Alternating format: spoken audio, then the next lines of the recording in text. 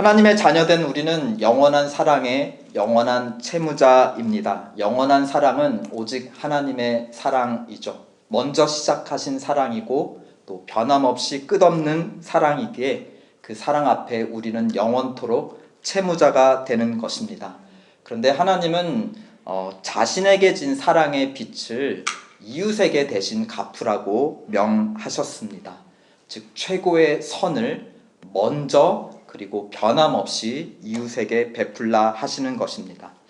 그렇게 이웃사랑 그 자체로 하나님을 사랑하고 증거하는 선교가 되는 것이고 하나님을 사랑한다고 표현하는 것입니다. 만약에 어떤 금융기업이 이런 방식으로 대출 사업을 한다면 몇 년을 버틸 수 있을까요? 자기가 빌려줬는데 그 빌린 돈을 자기한테 갚지 않고 어려운 다른 사람한테 또 빌려줘서 계속 그 채무가 옮겨가게 한다면 과연 그 기업은 몇 년이나 버틸 수 있을까요? 그러나 하나님의 사업은 지금까지 부도 내지 않고 오랜 시간을 계속해서 이어오고 있습니다. 왜냐하면 하나님의 사랑은 우리의 마음을 변화시키기 때문입니다. 누가 이웃을 사랑할 수 있을까요? 하나님께 빚짐을 인정하는 자, 하나님의 사랑에 마음이 변한 자가 이웃을 사랑할 수 있다는 것입니다. 그렇다면 누가 나의 이웃일까요? 로마서 12장과 13장은 우리에게 대답해 줍니다. 먼저 내 자신에서 교회 안, 그 다음에 교회 밖, 그리고 어디까지? 심지어 세상 통치자, 그들이 다스리는 국가까지 사랑해야 한다고 모두가 이웃이라고 가르쳐 줍니다. 오늘 14장은 이웃 사랑의 이러한 원리, 하나님께 받은 사랑의 빛을 다른 사람에게 갚는다는 사랑의 원리를 구체적인 사례를 통해 우리에게 그 방법을 제시하고 있습니다.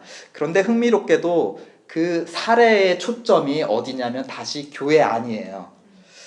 어쩌면 사랑하기 가장 힘든 사람들이 모여있는 곳이 교회가 아닐까. 그래서 교회를 케이스 스터디로 삼아서 어떻게 하나님의 사랑으로 이웃을 사랑해야 하는지 가르쳐주는 것이 아닐까 싶습니다. 왜냐하면 교회란 그래도 왕년에 하나님 사랑 좀 받아봤다는 사람들이 모인 곳이고 또 나는 하나님 누구보다 사랑한다고 고백하는 사람들이 모인 곳이기 때문이 아닐까 싶습니다. 만약에 이런 교회 상상해 보세요. 목사님들만 모여있는 교회 과연 실제가 어떨지 한번 상상해 보시고 해보십시오. 교회 안에 이웃을 사랑하는 법 1절에 이렇게 가르쳐주고 있습니다. 믿음이 연약한 자를 너희가 받되 그의 의견을 비판하지 말라. 여기서 우리가 먼저 짚을 것은 믿음이 연약한 자라고 했습니다. 연약하다라는 것은 적어도 믿음이 있다라는 의미인 것이죠. 믿음은 하나님의 의로운 자녀로 인정받는 유일한 조건이 바로 로마서 1장부터 지금까지 일관되게 주장해온 바로 그 단 하나의 조건, 믿음, 어떤 행위, 출신, 배경, 무엇이 아니라 오직 믿음 하나다라는 것입니다. 그 믿음의 대상은 누구인가? 8절에 보면 우리가 사나 죽으나 주의 것인데 바로 주님이 우리 믿음의 대상인데 9절에 이를 위해서 그리스도께서 죽었다가 다시 살아나셨다. 우리의 주님이 되시려고 우리 믿음의 대상이 되시려고 예수님께서 십자가에서 대신 죽고 또 우리를 위해 살아나셨다라는 것입니다. 그러니까 하나님의 자녀된 유일한 조건 믿음인데 믿음의 대상은 무엇이냐? 하나님 아들 주 예수께서 우리를 위해 대신 죽으시고 살아나셨다라는 것입니다. 그 결과는 의롭다 인정받아 하나님의 양자 양녀로 받아들여지고 입양된 것입니다. 그러니 1절에서 약하지만서도 믿음이 있다라는 것은 마음으로 예수가 주인 것을 믿고 입으로 시인해서 세례를 받은 로마 교회의 성도인 것을 우리에게 가르쳐주고 있습니다. 그런데 세례받은 로마의 교인 중에 어떠한 약한 사람들이 있는데 그들은 어떤 점에서 연약하다는 것인가? 2절을 보시면 어떤 사람은 모든 것을 먹을 만한 믿음이 있지만 믿음이 연약한 자는 무엇만 먹는다? 채소만 먹는다. 베지테리언들이 이때도 벌써 있었던 것 같습니다. 반대로 믿음이 좋다는 교인들은 어떤 사람입니까? 채소 외에도 모든 걸 다 먹는다. 채소의 반대니까 고기까지도 다 먹는다라는 것입니다. 아니, 로마 교회는 도대체 예배 끝나고 친교 시간에 무슨 음식을 해먹기에 나는 채소만 골라 먹겠다는 사람도 있고, 뭐 그렇게 피키하냐, 그 꼴 못 보겠다 하면서 보란 듯이 그 앞에 고기까지도 우걱우걱 다 먹는 그런 사람도 있는 것일까요? 사실 음식은 음식 이상이죠. 친목 관계를 의미합니다. 그러니까 음식이 갈린다라는 것은 무리가 갈린다라는 의미이기도 합니다. 3절에 보면 먹는 무리는 먹지 않는 무리를 업신여기지 말라 했으니까 로마 교회는 업신여겼다라는 것입니다. 또 먹지 않는 무리들은 모든 걸 다 먹는 무리들을 향해서 뭐 하지 말라 하였습니까? 비판하지 말라. 그 말은 비판하고 있었다라는 것입니다. 이 호불호가 갈리는 음식 무엇이었을까요? 우리는 말하고 있지 않기 때문에 알 수 없지만 우리 한국인의 정서와 배경에서 예를 들어 멍멍이탕 같은 게 아니었을까요? 시골에서 복날 멍멍이를 잡아 먹으면 마을이 두 파로 갈라졌습니다. 어른들은 이 몸에 좋은 걸 왜 안 먹느냐면서 아이들을 업신여겼죠. 아이들은 어떻습니까? 어떻게 우리 집 멍멍이를 잡아먹을 수 있냐며 어른들은 야만인이다 하고서는 상대도 안 했습니다. 그렇죠? 부모하고 말도 안 섞었습니다. 그러면 어른들이 어떻게 합니까? 또 새로운 강아지를 사주면서 다독이죠. 그리고 그 강아지가 크면 또 잡아먹습니다. 로마 교회가 갈라졌던 또 다른 원인은 바로 날짜였습니다. 5절 다 함께 읽어보실까요? 시작. 어떤 사람은 이 날을 전날보다 낮게 여기고 어떤 사람은 모든 날을 같게 여기나니 각각 자기 마음으로 확정할지니라. 그러니까 음식을 가리는 어떻게 보면 어린이 같은 무리들이 날짜도 가린다라는 것입니다. 그러니까 믿음이 연약한 어린이 같은 사람들은 특징이 뭡니까? 뭔가 항상 가리는 것이에요. 구별하는 것입니다. 근데 로마서 지금까지 전체 맥락, 특별히 9장부터 11장까지의 그 비교하는 로마 교회의 두 무리를 비교하는 맥락에서 이 가려서 나를 지키고 가려서 음식을 먹는 어린이 같은 무리는 누구냐? 이방인이 아니라 유대인들입니다. 왜냐하면 모세구약 율법에 보면 먹어도 되는 음식과 먹지 말아야 되는 음식을 굉장히 구체적으로 지정해 놓고 있기 때문입니다. 또 먹을 수 있는 고기 중에서도 코셔라는 방법, 아주 뭔가 안전한 방법을 통해서 고통스럽지 않게 고기를 잡아야 그 고기를 먹는 자도 불결해지지 않는다. 조리법부터 또 조리할 음식의 종류까지도 모세율법은 굉장히 구체적으로 정해놓고 있습니다. 또 날은 어떻습니까? 모세율법에서 토요일은 가장 중요하고 거룩한 날, 다른 요일보다 구별된 날로 높이고 있습니다. 그래서 그날을 안식일이다. 안식해야 된다. 다른 날은 일해도 되지만 이날만큼은 일해서는 안 된다라고 구별지어 지키라고 하고 있습니다. 이 유대인 종교 지도자들이 예수님을 처음으로 미워하고 잡아 죽여야겠다고 결심한 사건이 바로 안식일이라는 날에 일어났어요. 예수님께서 병든 자를 고쳐주셨는데 그 모습을 본 종교 지도자들이 저자가 안식일을 범했다. 안식일 날 일을 했다라면서 그때부터 예수님을 죽이기로 결심을 합니다. 그만큼 이 사건이 우리에게 무엇을 말해줍니까? 유대인들에게서 안식일을 지킨다는 것은 매우 매우 중요한 것임을 우리에게 가르쳐 줍니다. 우리에게 적용해 보면 이렇게 적용해 볼 수 있을 것 같아요. 질문으로 한번 적용해 볼 수 있습니다. 월요일부터 일요일까지 있는데 일요일이 주일이다. 일요일이 가장 특별하고 중요하다. 주일이다 라고 생각하시는 분 있으신가요? 일요일이 가장 중요하다. 무슨 일이 있어도 교회 나와서 예배 드려야 한다. 월요일하고 토요일과는 질적으로 다르다. 일요일은 주의 날, 주일이다. 혹시 이렇게 일요일을 가장 중요한 날이라고 생각하시는 분 있으신가요? 그러면은 오늘 로마서에 의하면 5절 이날을 전날보다 낮게 여기는 어린아이 같은 믿음을 가지신 겁니다. 제 말이 아니라 바울 선생님의 말씀입니다. 그러면 나를 가리지 않는 성숙한 믿음을 가진 어른은 어떤 사람인가요? 월요일과 화요일, 수요일, 금요일, 목요일, 금요일, 토요일 밖에 세상에 나가서 일하는 날도 일요일처럼 거룩하고 중요하게 여기는 사람. 모든 날을 주님을 섬기듯 내가 일해야겠다. 매일 주일날 와서 찬양 드리고 예배 드리고 기도하듯이 매일 나의 삶 속에서 시간을 내어 주님과 교제해야겠다.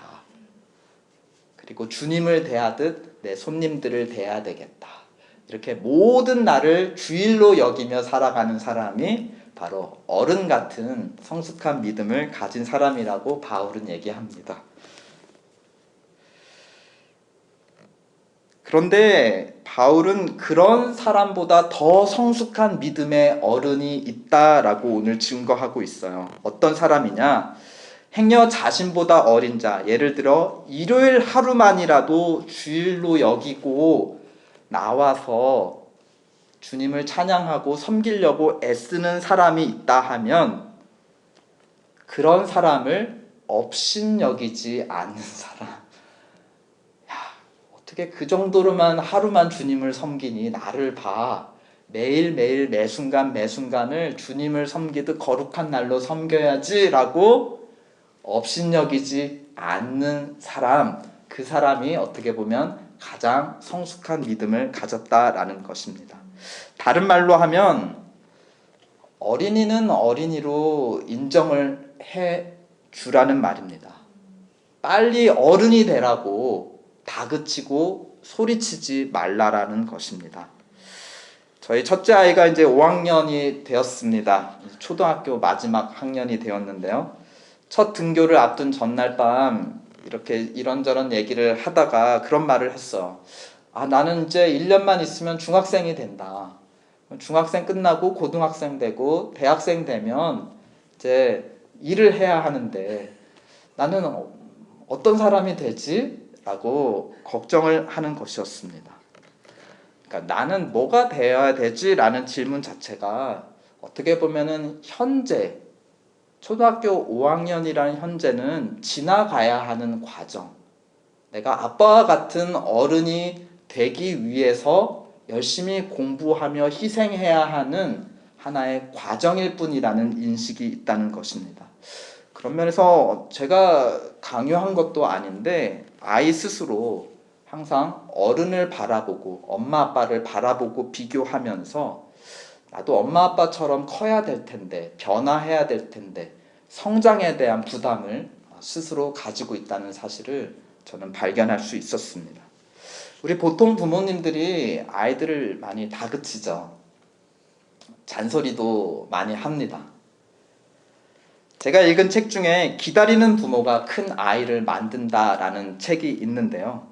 그 저자는 아이들을 다그치는 부모의 그 마음 깊은 마음의 동기를 이렇게 분석을 합니다. 마치 아이가 하루빨리 커서 자기 같은 어른이 돼서 자기처럼 살기를 아이에게 바라고 강요한다는 것입니다. 그러니까 자기들과 다르게 실패하지 않고 시간 낭비하지 않고 빨리 고속 성장해서 행복한 삶을 살기를 바란다는 것이죠. 근데 문제는 무엇이냐? 마치 어린아이 시절이 무엇이 되기 위한 그냥 과정인 거예요. 어른이 되기 위한 그냥 준비 과정이고 성숙한 어른이 되기 위해서 극복해야 되는 장애물일 뿐이라는 인식이 문제라는 겁니다. 그래서 책 저자가 결론적으로 이렇게 말해요. 아이들은 그 시절에만 누릴 수 있는 경험을 충만히 누려야 비로소 한 계단 올라가서 성숙하고 자신감 넘치는 어른이 될 수 있다라는 것입니다. 그렇게 하려면 어른들이 어떻게 해줘야 하죠? 그 시절 고유한 경험을 누릴 수 있도록 충분한 시간을 주고 기다려줘야 한다라는 것입니다. 바로 5절에서도 그런 말을 하는 것 같습니다. 맨 끝에 각각 자기의 마음으로 확정할지니라. 변화받은 자기의 마음과 양심을 따라서 지금 내 상황에서 하나님의 선하시고 기뻐하시고 온전한 뜻이 무엇인지 분별하라. 그리고 옆에 사람도 스스로 그렇게 할 수 있도록 인정해주고 배려해 주라는 것입니다. 특별히 어른과 같은 믿음을 가진 신앙의 선배들이 다그치고 잔소리하고 나처럼 하라라고 하지 말라라는 것입니다. 사실 우리 잔소리 듣고 자랐잖아요. 근데 우리 지키지 않았습니다. 그래도 이렇게 훌륭한 어른들이 됐잖아요. 아무리 귀로 잔소리 들어도 무엇이에요? 내 마음으로 그것이 확정되지 않으면, 받아들여지지 않으면은 그것은 나에게 변화를 가져다 주지 못하는 소리입니다. 우리 아이들의 마음은 작아요. 거기에 너무 많은 걸 쏟아 집어넣으면 다 넘칩니다. 그쵸? 그 받을 수 있을 만큼만 받고 그 받은 만큼 행할 수 있다라는 것이에요. 그럼 우리 어른들 어떻게 해야 되죠? 아이들이 그 마음의 용량을 서서히 때에 맞게 늘려갈 수 있도록 도와주고 기다려주고 거기에 맞춰서 우리가 어드바이스를 줘야 할 것입니다. 자기 마음으로 스스로 확정할 수 있도록, 마음으로 받아서 스스로 행할 수 있도록 도와주어야 한다는 것입니다. 그런 관점에서 보면 교회 공동체는 여러 세대가 어울려 사는 가족 공동체 같아요. 근데 여기서 세대라는 게 단순히 나이 몇 살에 대한 세대가 아니라 믿음의 분량에 따른 세대라는 것이죠. 일요일만이라도 주일로 특별하게 여기고 사는 어린 세대들도 있을 수 있고, 매일매일을 주일처럼 여기며 사는 어른 세대들도 함께 공존합니다.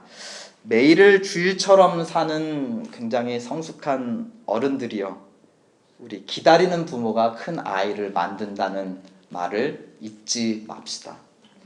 또 주일 하루만이라도 특별히 지키려고 애쓰는 우리 영 제너레이션들이요. 잔소리하는 어른 멤버들도 사실 다 말 안 듣고 컸습니다. 다 시행착오 겪으면서 컸습니다. 다만 이 한 가지는 아십시오. 여러분이 지금 전부라고 확신하는 게 전부가 아닐 수 있습니다. 지금 이것만이 옳다라고 믿는 게 사실은 전부가 아닐 수도 있어요. 주님께 마음을 열어 놓으십시오. 교회라는 한 집에 여러 믿음의 분량, 여러 믿음의 세대가 함께 살고 있지만, 그럼에도 집 문을 열고 들어오는 자격, 그리고 한식탁에 둘러앉는 자격은 단 하나입니다. 바로 7절, 8절인데요. 다 함께 한번 읽어보실까요? 시작. 우리 중에 누구든지 자기를 위하여 사는 자가 없고 자기를 위하여 죽는 자도 없도다. 우리가 살아도 주를 위하여 살고 죽어도 주를 위하여 죽나니 그러므로 사나 죽으나 우리가 주의 것이로다.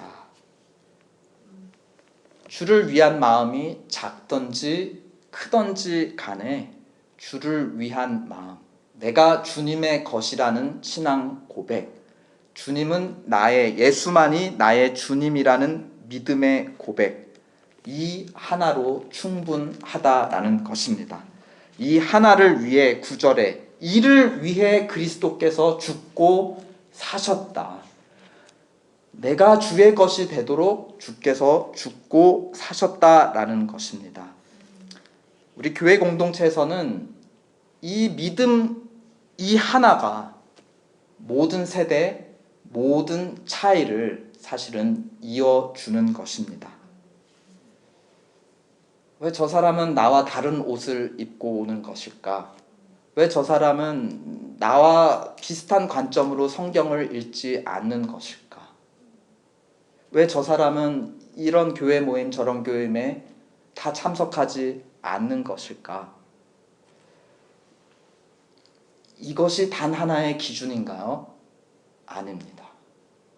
이 모든 차이가 있다 하더라도 예수를 주라고 고백하는 그 믿음 하나만 있다면 우리는 그 자를 형제와 자매로 받아들여야 합니다. 이 외에 다른 차이 때문에 누군가를 형제 자매로 인정하지 못한다면 어쩌면 그 사람 자신이 주의 것이 아닐 수도 있습니다. 왜냐하면 우리가 예수를 우리의 주님이라고 고백하는 단 하나의 믿음은 너무나 크고 중요한 것이기 때문입니다. 9절, 이를 위해서 그리스도께서 죽었다 다시 살아나셨다. 우리가 주의 것이다 라는 그 고백 하나를 위해서 주께서 친히 죽으셨다.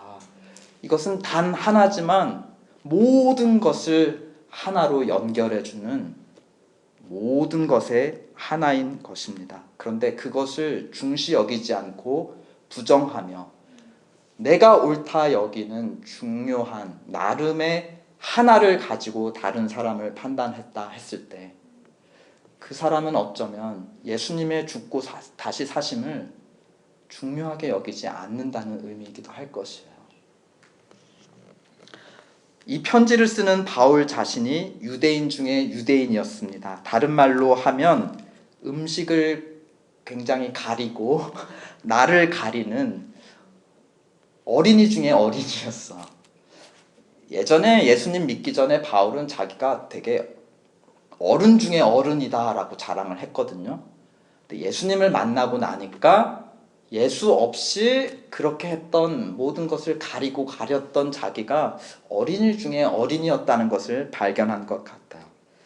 그랬던 그가 14절을 보십시오.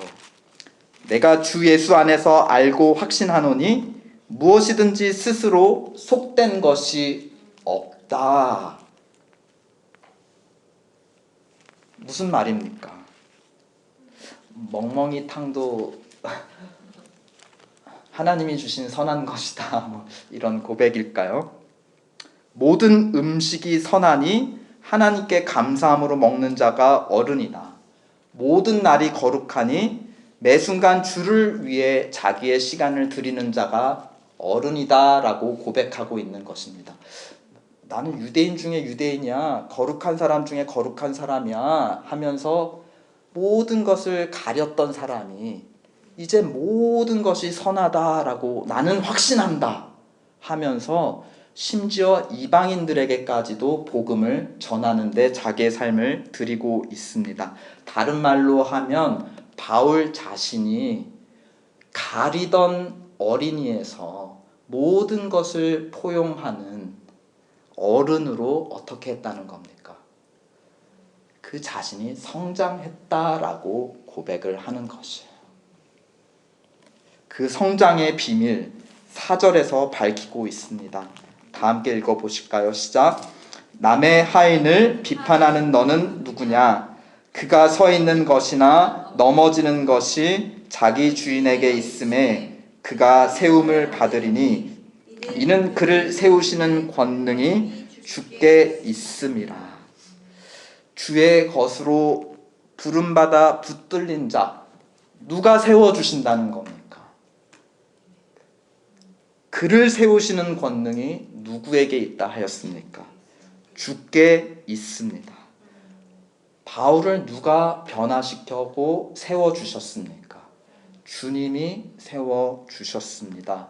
주께서 변화시켜 주십니다.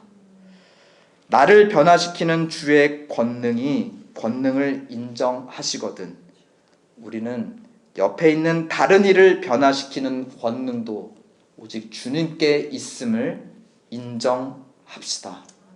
아멘.